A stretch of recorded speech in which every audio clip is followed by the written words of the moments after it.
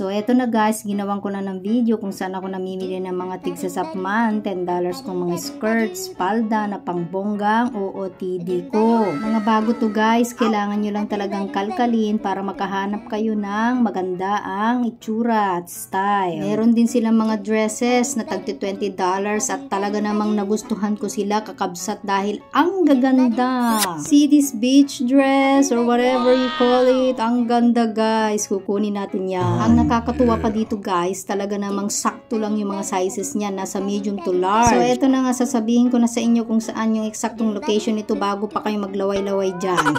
So kung galing ka ng MTR or Gold Coast, sakay ka lang ng K51 na bus. Baba ka sa Chunmun Secondary Government School, either sides yan ha. Tapos makikita mo yan, yung Newtown Commercial Arcade katabi ng Japan Homes. Baba ka lang dyan, pwede kang mag-lift or pwede ka ring mag-walking kagaya ko para mabawasan din tayo ng konting taba. So eto yung tunnel, galing ka ng Chilok Fayen. So dito, diretso ka lang dyan and then paliko yan pa right. So eto na guys, yung shop. Lahat po obviously is $20. Ang $10 lang dyan is yung nakakarton na puro skirt. Pag sinabi ko na pong lahat, as in lahat, $20 po ha. Yung mga t-shirts, shorts, crop tops, pang winter, jackets, dresses, etc. $20.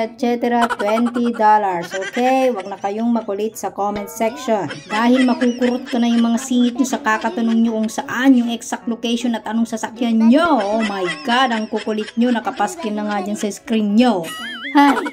So, balik tayo sa mga damit. Anyways, itong mga damit pala guys, napansin ko puro bago po lahat. May mga tag pa yan at prices. Kailangan mo talagang halungkatin yan, tiyagaan na tignan kung meron bang mga defects or discoloration or whatever. So, you can see naman, magaganda pa po talaga sila. Kasi ako guys, mas prefer ko yung mas mura na mga brand new kesa ukay-ukay. Ganun po talaga, meron tayong mga kanya-kanya mga preferences, okay? Meron po pala silang tape measure para sukatin nyo na lang kasi hindi siya pwedeng i-fitting yan. In fairness guys, magaganda talaga yung quality ng mga damit dito. Kaya yan, napabili na naman tayo ng tatlo, isang dress, isang t-shirt, tsaka isang sando. So ano pa inaantay nyo, puntahan nyo na rin yan at mabudol na rin kayo.